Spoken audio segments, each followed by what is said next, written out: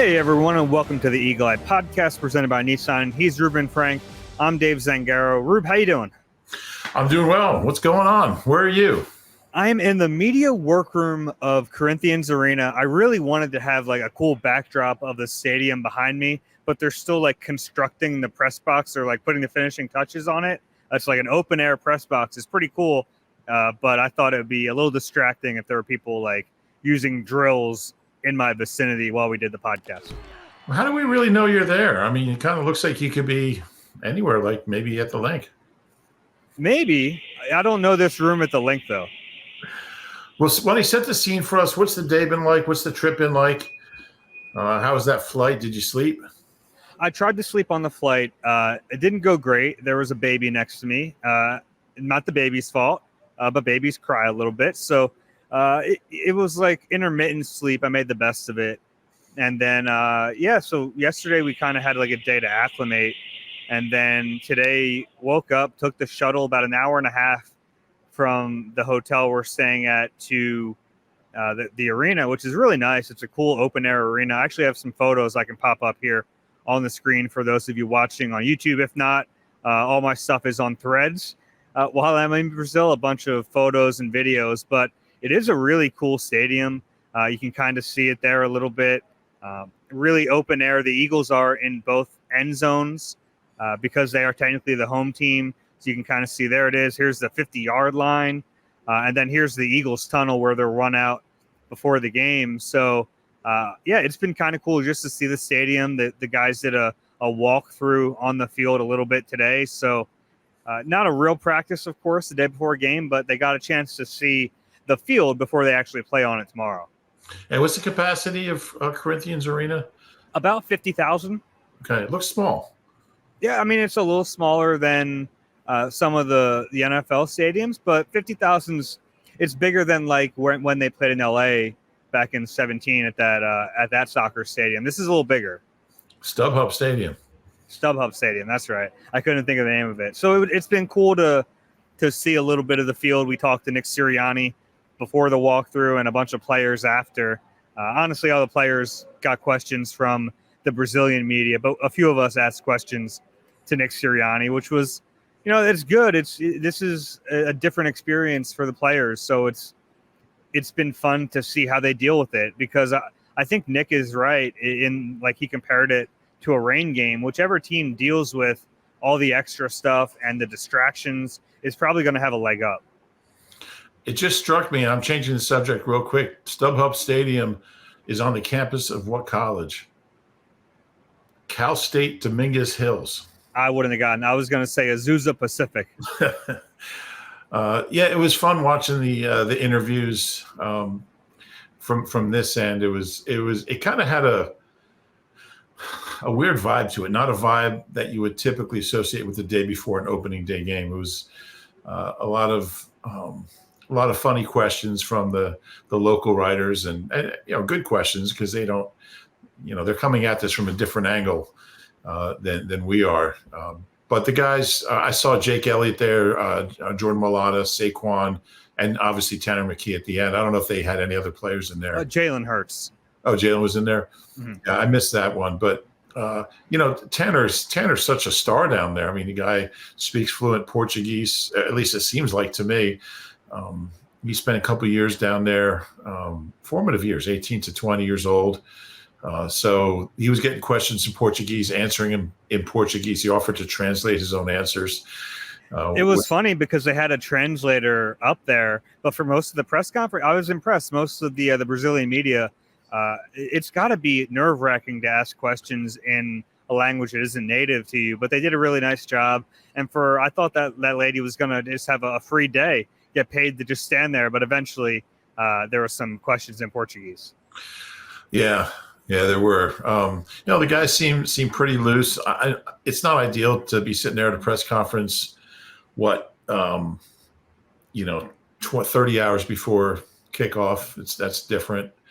I don't recall that ever happening. I know when we were in London, they were dark the day before the game. Obviously, it was a Sunday game. I don't remember any other instance of actual media availability the day before a game, a real game. So that was different. But It's a different kind of week. It's a weird day to play. It's a weird place to play, and it seems like they're handling it as well as you could hope for. Yeah, and I think that really is the key. Is like everyone else who's here can get swept up in how special it is and how different it is, but when the whistle blows, they're on 100-yard field and they have to play a football game. Yeah, maybe Nick will do the Hoosiers thing. How long is this field? Yeah, I like that. Yeah, he might. I mean, honestly, he probably would do that if he thought of it. Yeah. How about me with the movie reference? Huh? That doesn't happen every day. I mean, it's also a movie from a long time ago, but you did good. I'm proud of you. Yeah. Well, you're not going to get many of those. You're invited to the Birds Take Brazil pregame party. Meet NBC Sports Philadelphia experts for a live Q&A all about your Eagles. Celebrate with special guests and giveaways. We'll see you at the Birds Take Brazil pregame party September 6th, presented by Toyota, the official automotive partner of the NFL. I was going to say I'll be there from, I think, 4:30 to 5:30, so looking forward to that. Okay, yeah, it should be a lot of fun. We'll get into my evening on Wednesday in a little bit. I really did have a good time and wrote what I hope was a fun story for people to read. But let's get into this actual game. The news since the last time we spoke was Devin White has an ankle injury. He didn't even travel with the team to Sao Paulo. Look, I think there was a chance that he was the odd man out anyway. We kind of talked about this throughout the summer. Nakobe Dean just outplayed him in all the practices. And you and I were trying to figure out, what do they do here? Because it's been clear that one guy has been better than the other.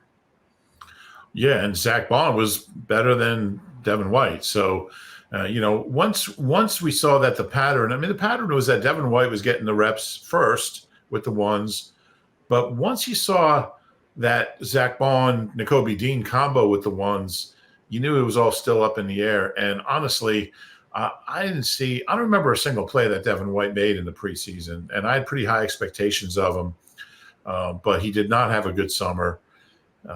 And I didn't really see – look, if you're playing your best 11, he's not one of them. So I saw Oren Burks make more plays in 3 days than I saw Devin White make all summer. Oren Burks was hurt most of camp. So, we'll see what the rotation looks like. But Nakobe Dean earned this. He's not being handed anything.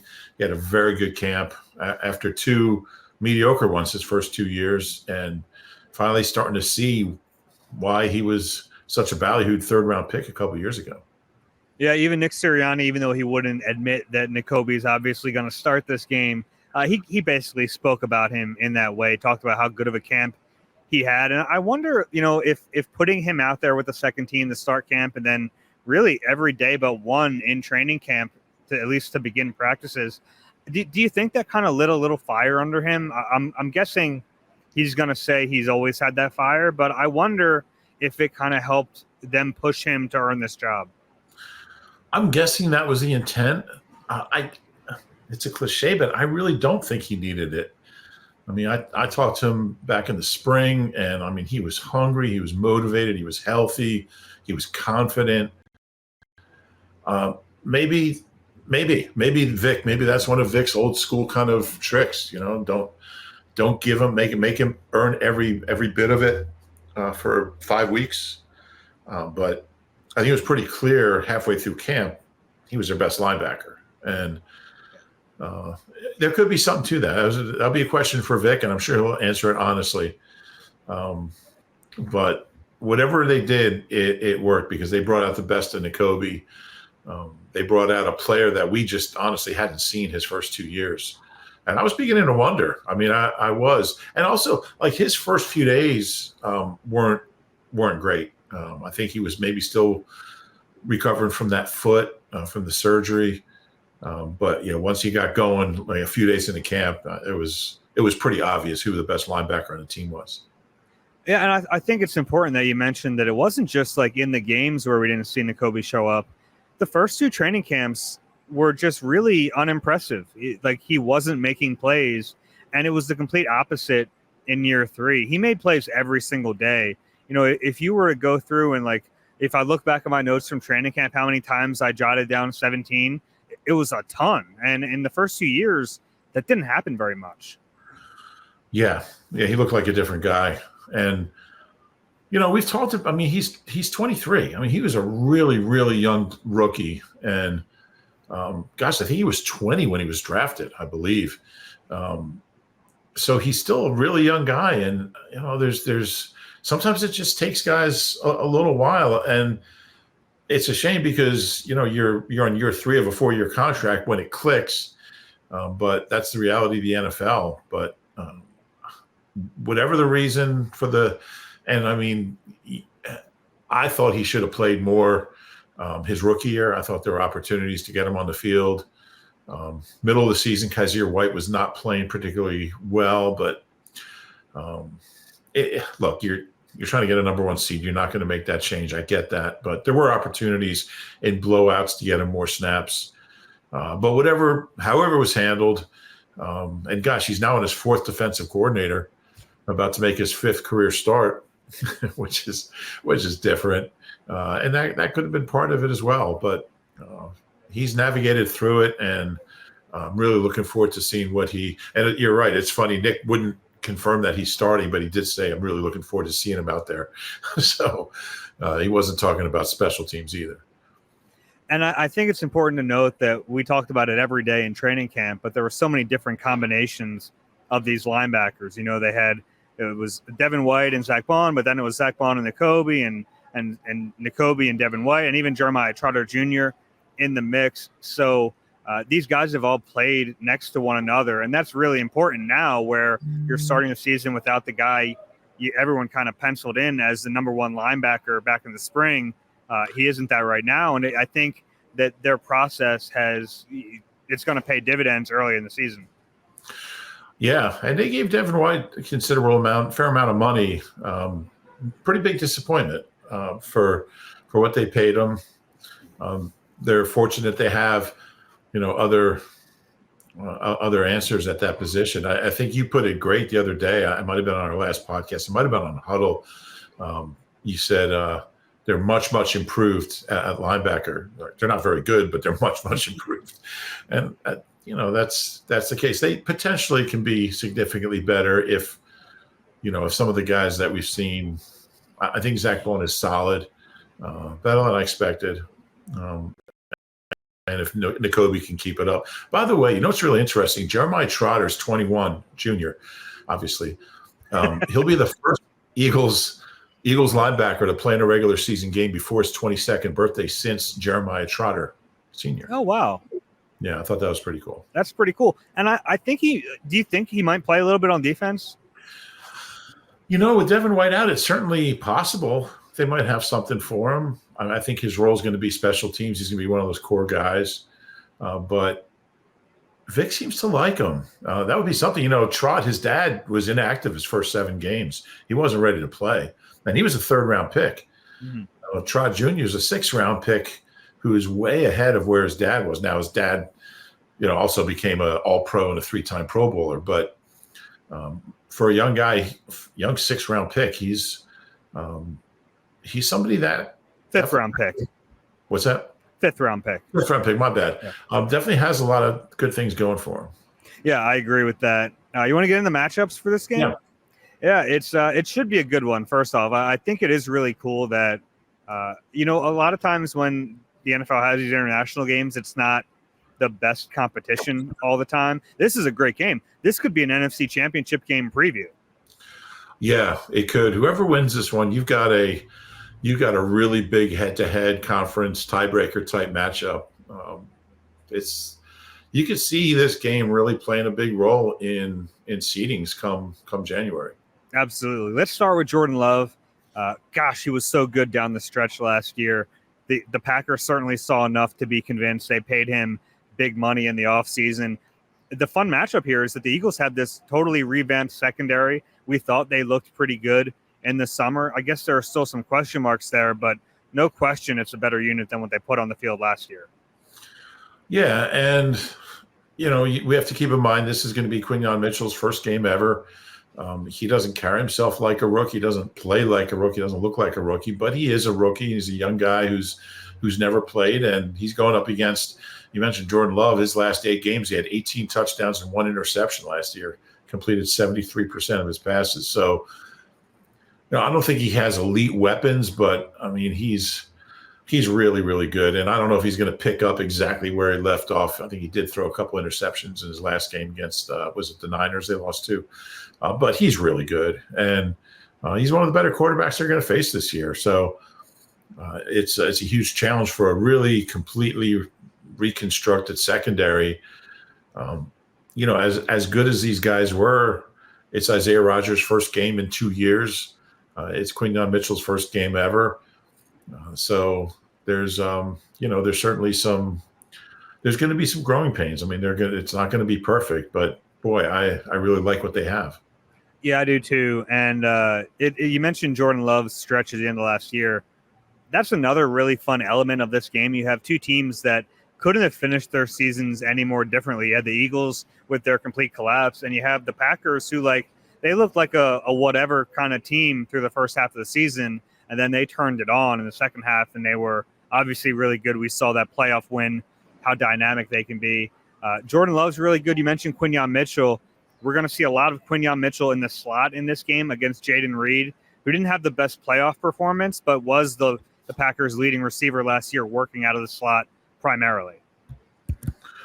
Yeah, and to think where Quinyon Mitchell is now as an inside corner when it's something he never did in college is really remarkable. They threw him out there. Vic threw him out there to see how he handled it.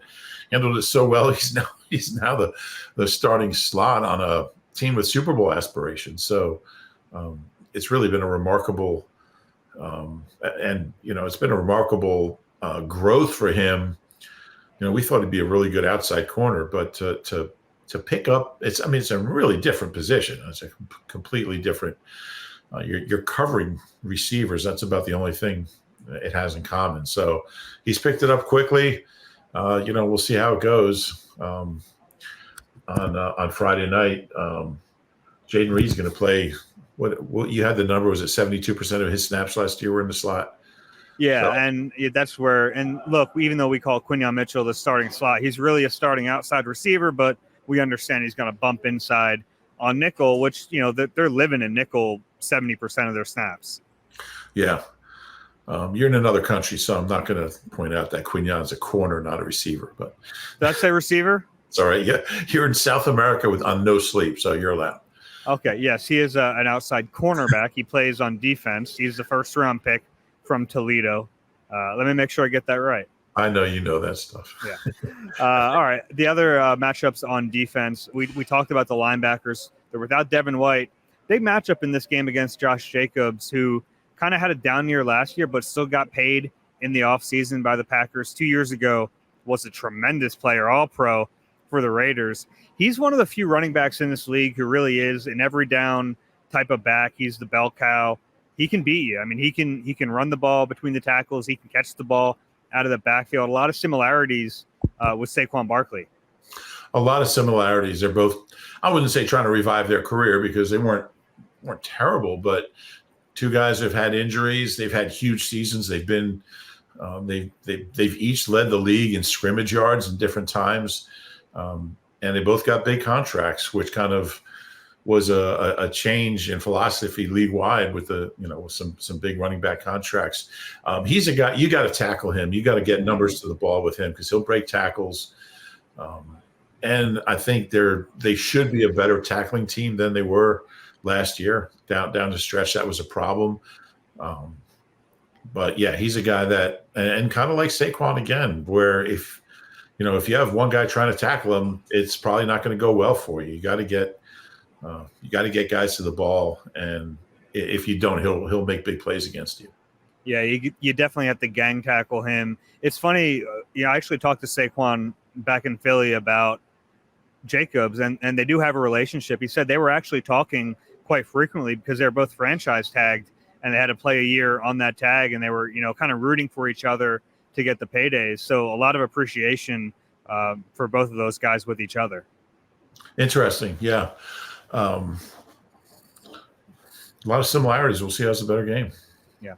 My last matchup on defense that I'm really going to be watching is Jalen Carter To me, he is the most important Eagles player on that side of the football. I don't even think it's really that close. To me, he has all-pro potential, and he's going to have to really pick up a lot of the slack that gets left without Fletcher Cox and Hassan Reddick on this team. And in this game, we don't even know who the Packers' right guard is. My guess is Jordan Morgan, the rookie, but last year they rotated at that spot. And if you're rotating a guard, it means you don't really have one. Yeah, to some extent, I'm not sure it matters with Jalen Carter who he's going up against, because he's going to be going up against more than one person.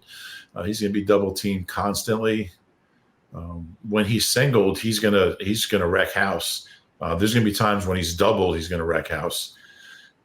He seems to really be motivated to not let what happened last year happen this year, and it's, he's not hiding from it. He knows it wasn't good enough the second half of the season. He was such a beast early, and yeah, like if he maintains that for 17 games, he's going to be in the running not just for All-Pro but for MVP. I mean, he's going to be that good. Maybe Defensive Player of the Year, defensive MVP. That's right. Oh, okay. Yeah. The other ones, Mahomes already has it, I think. But yeah, Defensive Player of the Year. He's that good, and he is their most important defensive player just because he's the one guy. I mean, they have other good players, but he's the one guy who can just take over a game. And if you let him, he will. I mean, sky's the limit is a cliche, but it really is. I mean, the sky is literally the limit. Figuratively. Yeah, I don't know if that's literally true. I talked to him whatever day that was. I don't even know my days anymore, but the last day we were Tuesday. No, it was okay. Whatever. It was Monday. No, it was Tuesday. It was Tuesday in the locker room. Talked to him about the pressure of being the guy. He seems to really respond to it. He seems to like it. Yeah. And I also asked him about all the double teams, because he got doubled last year a little bit, but Fletcher Cox still warranted some of that because of his pedigree and what he'd done in his career. Without Fletcher Cox here, yeah, there are going to be times Jordan Davis gets doubled just because he's so big, but predominantly, if there's a slide in the protection, it's going to Jalen Carter. I had a good time just listening to him talk about the work he does preparing for that, like how much he watches tape, and just to see like how strong the center is when he slides. Like, is the center super aggressive? Can he use that to his advantage? So I think that he's really ready for that. And he said, I've been getting doubled since I was 8-9 years old, kind of used to it. And it goes in waves. Like, he enters a level of competition and he doesn't see it right away. Like at Georgia, he didn't see it right away. The NFL, he didn't see it right away. But when he starts to show what he can do, there's more attention being paid to him. And so far, he's always had the counter for it. Imagine trying to prepare for him in like Pee Wee football. If you're the coach. He was an offensive player too. He'd be scary as heck. Oh my goodness. I mean, you have to have 10 people blocking him. When he was 8 years old. Just like we'll like, 10 pull block him. I don't know. Yeah, but he's gonna be fun to watch. It's kind of like Jahan Dotson last week talking about growing up watching Saquon Barkley play in high school. And he's like, he was already an NFL running back and he was playing against high school kids. Yeah, I think he was 3 years ahead of him, but in the Allentown area. So I think he was a freshman when he was a senior. Saquon was a senior. You ever see a high school player that just looked like that, just clearly the best guy on the field, and it was almost comical? Flipper Anderson for me was like that, and he was running an option for Paulsboro, and he was he a first round pick? I'm pretty sure he was. He went to UCLA and had an incredible career. I think he had the record for most yards in a game until Stephon Page broke it, I believe. But yeah, Flipper Anderson was one. Second round pick. Thank you. Yeah. Who drafted him? The Rams? Flipper was drafted by the Rams with the 46th overall pick in the 1988 draft. Yeah. So Gordy Lockbaum from Glassboro, Flipper was one. Yeah, there was a handful. I didn't see Alonzo Spellman when he was at RV, but from what our pal Oh, Flipper still has the record for receiving yards in the game. Thanks, Alex. Was it like 320 or something? I think it was an overtime game when he ran down the tunnel, 336. He caught the winning touchdown and just kept running down the tunnel.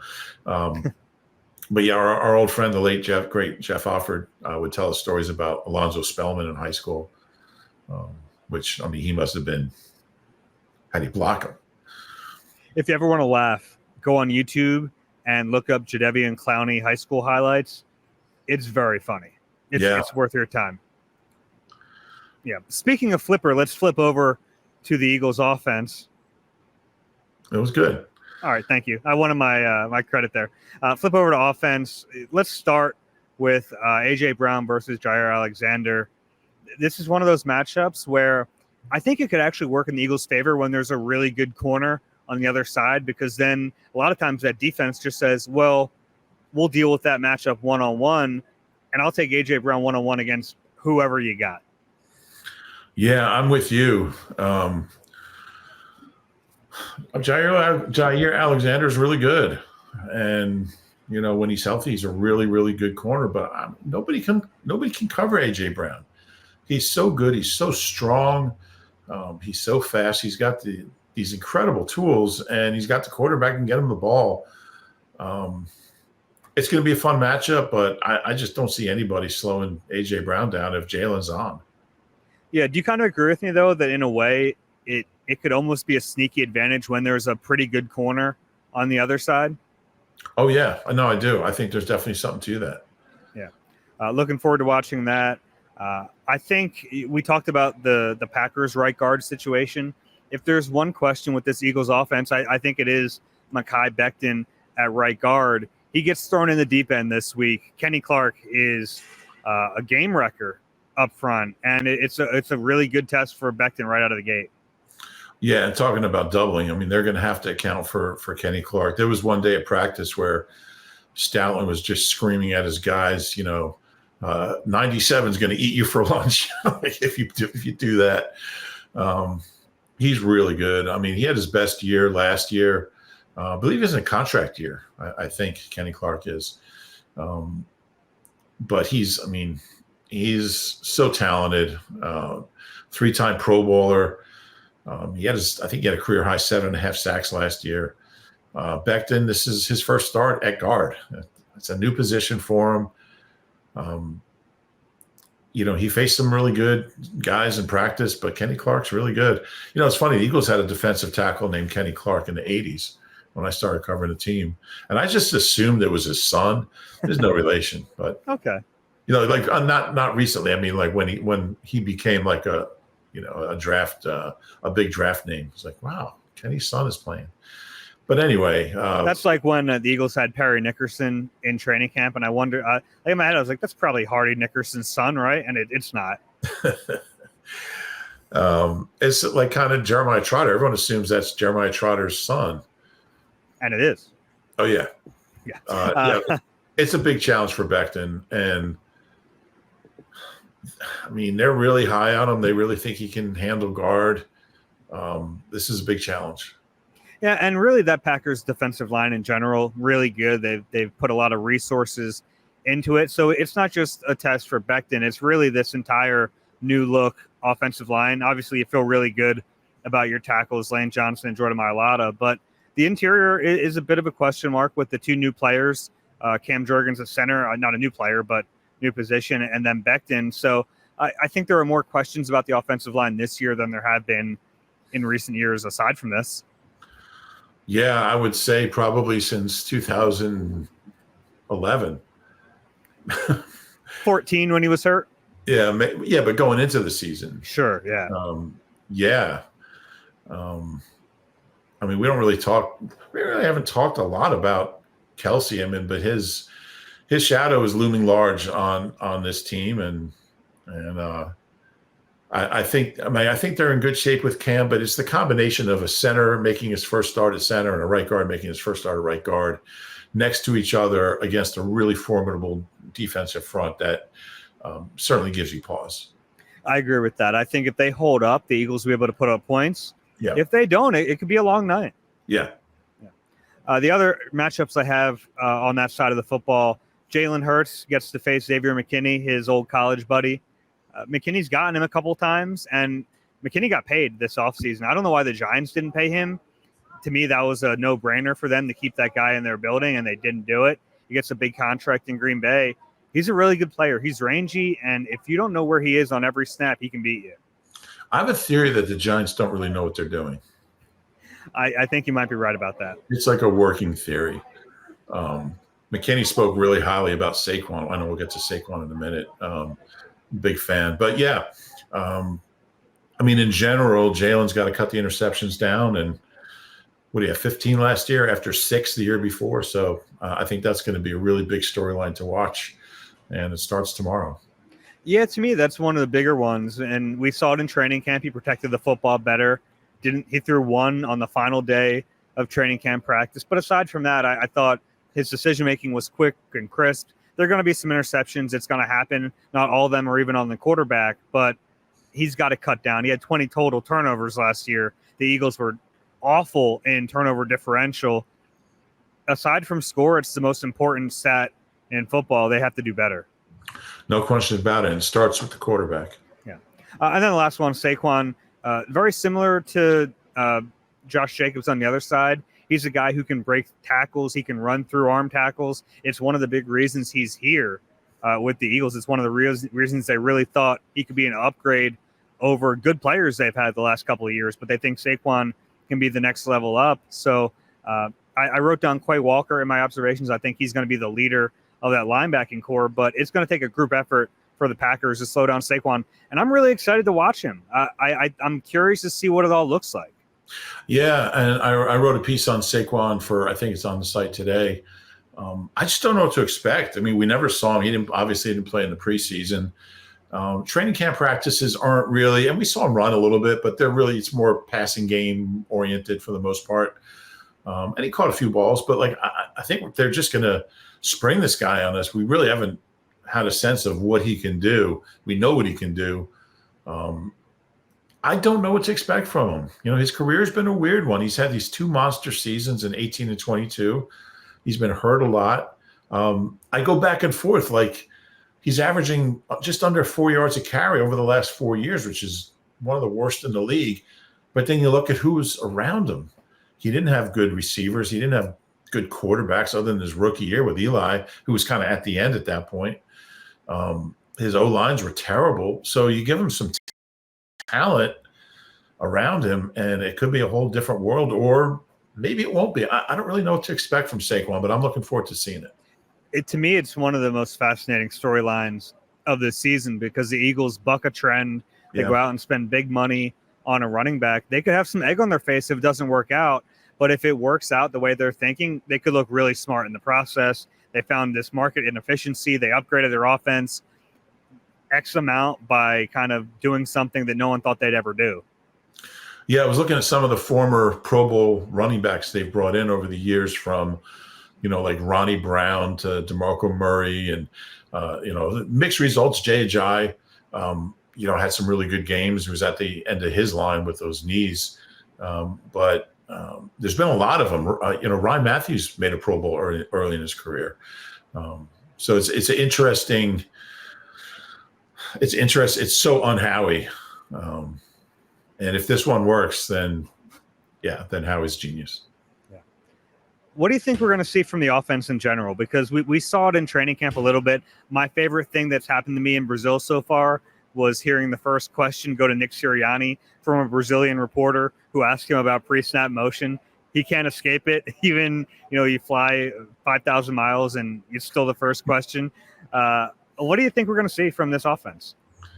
Yeah, I think we'll see just I think the number one word to describe what I think we'll see is unpredictability. I just think, and I don't think it's just the pre-snap motion. I think it's going to be just different formations, throwing on running downs, running on throwing downs, everybody involved from AJ and Devontae and Goddard to Covey and Dotson and Calcaterra. I don't know. I just think everyone's going to be involved. People are going to line up in different places. I think it's all going to be predicated on keeping defenses off balance. I mean, it's still going to go through AJ and Devontae and Goddard, I would think, and Saquon. But I think he just wants to be as difficult as possible to diagnose. So, I mean, they became so predictable last year, and I think the focus has been on being the opposite this year. And I think it will just look different. That's the question I get the most is like, how different is this offense going to be? And my refrain has been, you're going to notice it. If you've been watching the games the last couple of years, you're going to watch this offense and say, oh, they're doing different things. And motion is just kind of the beginning point. Yeah. But we've talked about, some of the formations and some of the play designs. I think it will look different to the kind of, average fan who watches all these games. I think they'll notice right away. Yeah. And I think it'll resemble, maybe not, maybe the Shane Steichen offense was similar in that, I mean, he knew what defenses were going to do, and he called plays around that, and that he was able to make defenses look stupid because he knew what they were doing. I think we'll see a lot of the same kind of thing. I don't know if he's as good as Shane. I don't know if anybody is as far as play calling and keeping defenses off balance, but I think that's going to be the intent.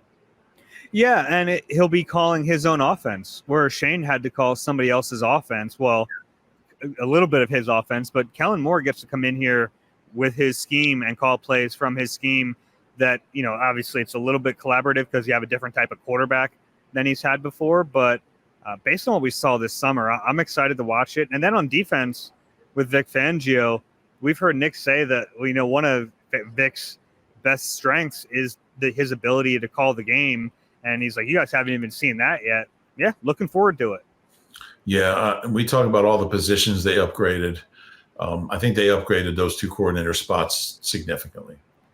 Yeah, and it really tells you what, and we've talked about this, it tells you what they thought about what happened last year, that the two major moves they made were to bring in coordinators with a ton of experience. Yeah, and last year's coordinators didn't. Well, the third one, I guess, did, but we're not going to talk about that. Still available. He is really highly.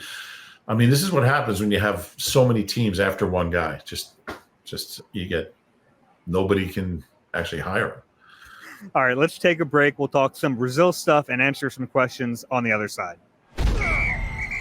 You deserve a car that thrills you, a car that puts goosebumps on your goosebumps. At Nissan, we got everything from turbocharged SUVs to 100% electric vehicles that'll make your heart beat faster.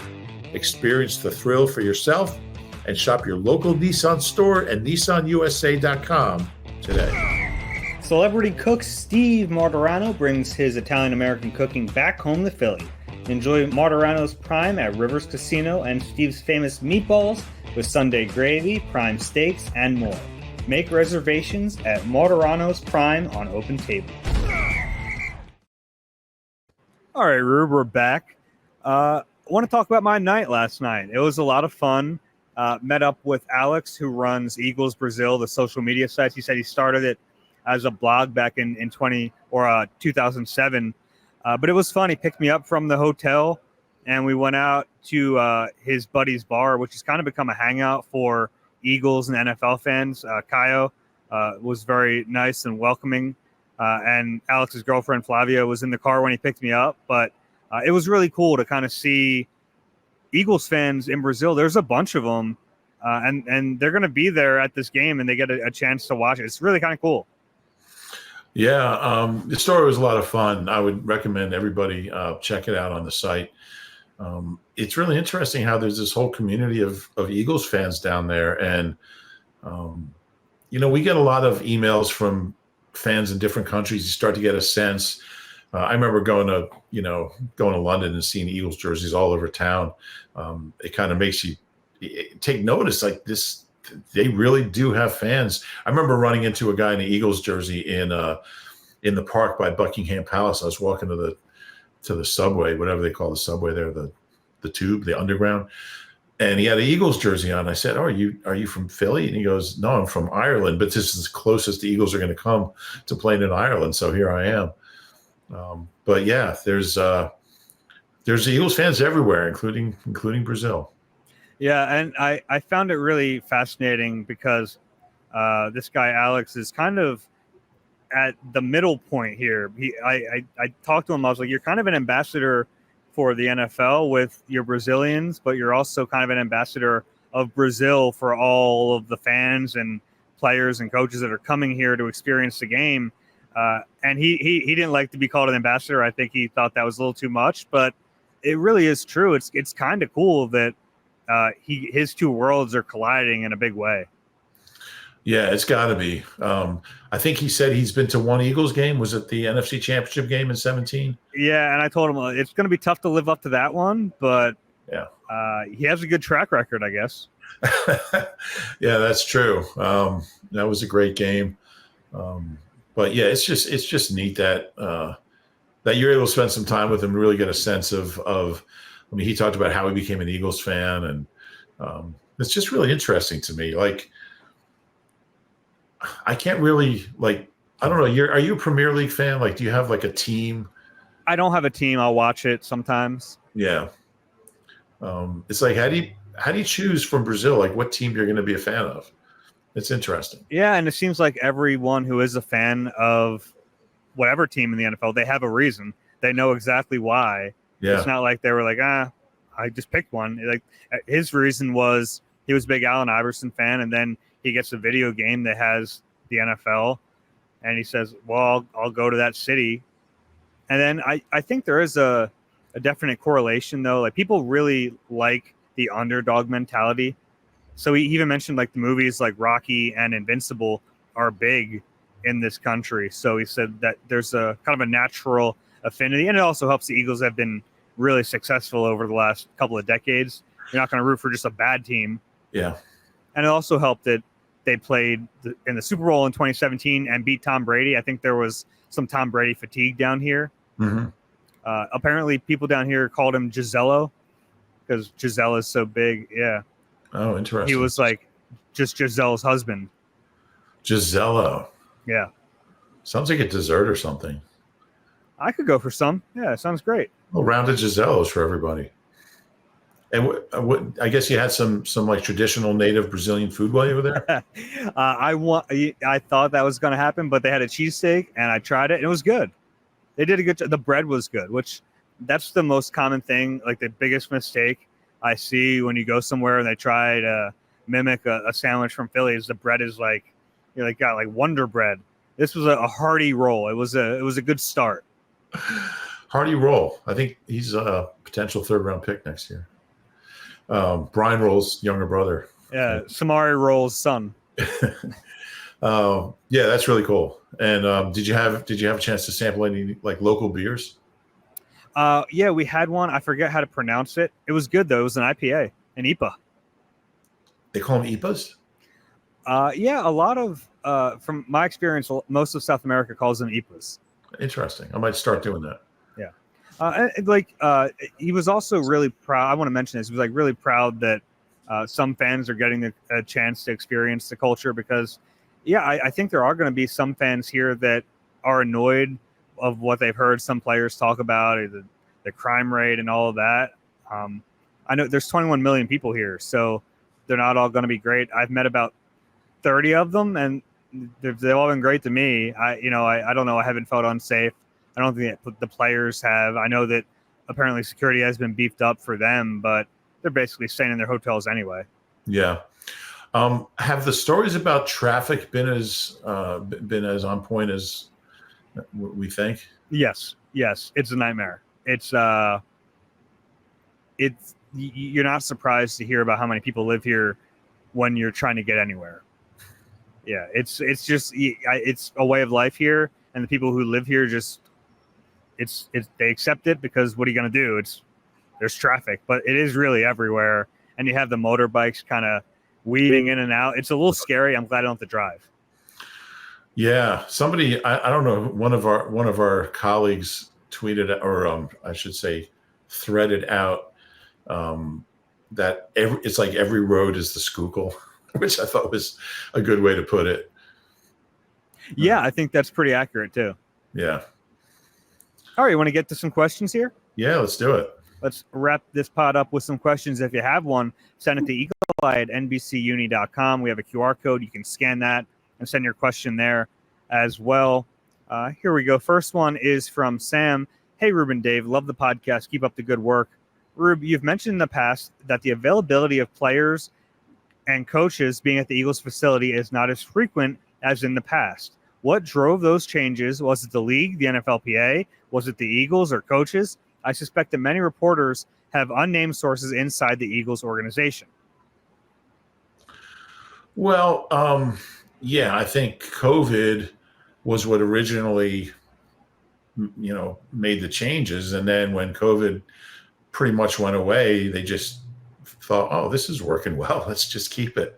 I think that's what it was. They kind of used COVID. And the league doesn't the league doesn't tell the Eagles you can't make players available during training camp. That's the Eagles' decision.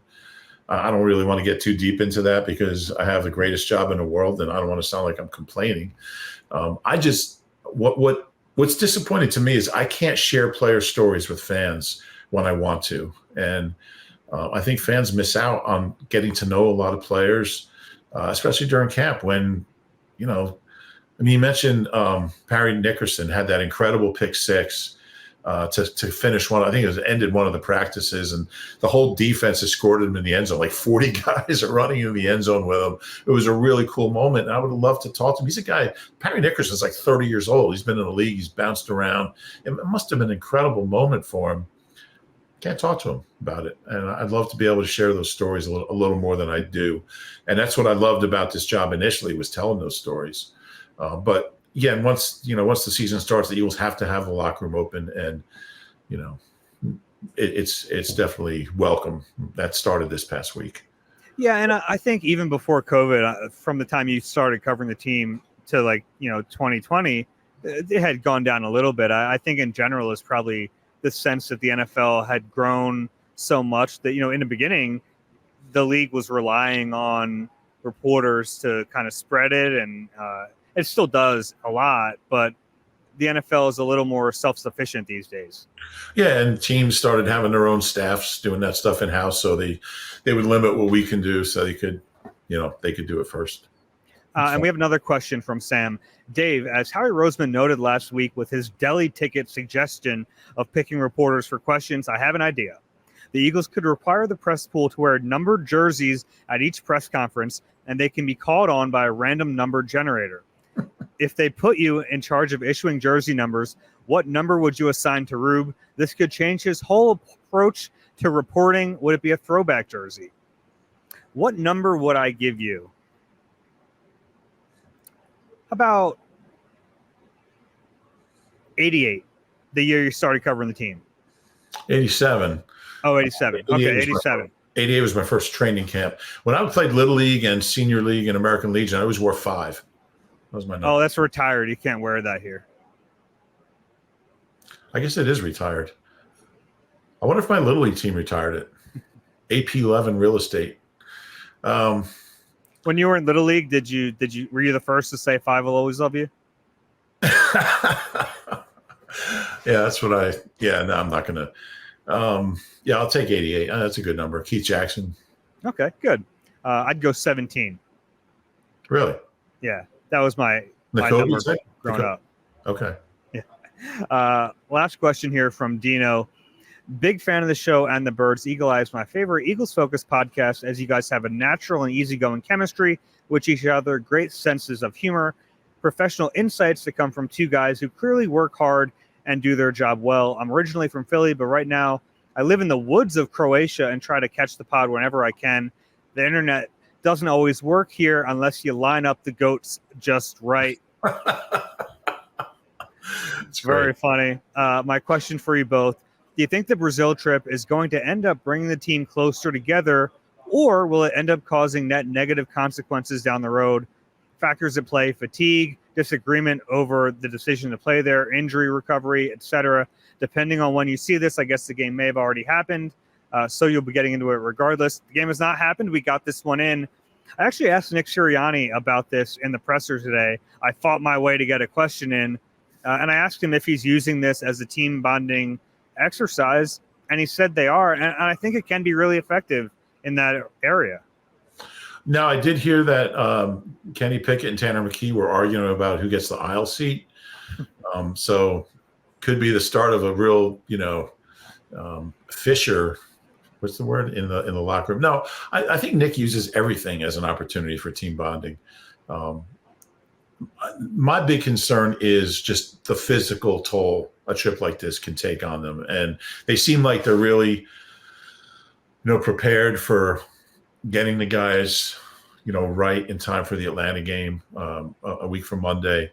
But that's my big concern. I don't think it's tomorrow as much as the net effect of the trip. But they seem to be doing all the right things as far as guys were stretching on the plane and getting fluids and getting their rest. They're eating well down there. They'll be off till I think Thursday, and once they get back, so they'll have plenty of time. I'm sure they'll be in the building, doing whatever it takes to recover from this sort of trip. So my gut feeling is it was a big concern of mine, but it seems like they've kind of got it covered. Yeah, I think there might be like some cumulative effect because 3 of their first 4 games are on the road. Obviously, this is the farthest, but they also have to go to New Orleans and Tampa before the bye week. So as early as a week 5 bye is, and they might be regretting it they had it that early in week 16, I think they're going to need it. I think they're going to kind of feel it by the time they get there. I heard they might be moving the Commanders game to Uruguay, which would be a lot. Not really. Not really. If you have a question, you can submit it, eagleeye@nbcuni.com. This is where I tell you guys that if you enjoy the podcast, as so many of you have told us, and we appreciate that, please subscribe and rate the pod wherever you get your podcasts. If you're watching on YouTube, please click the like button and subscribe there as well. Rube, do you have any final words here? We got a football game tomorrow, and at some point after that football game, there will be an Eagle Eye podcast. I can't wait for both of them. Yeah, I don't know where, and I've tried to scout out locations today, and it hasn't gone very well, but maybe by tomorrow I'll figure it out. Sounds good. All right, take care, everyone. This has been Eagle Eye presented by Nissan. He's Rube. I'm Dave. We'll talk to you soon. Enjoy the opener.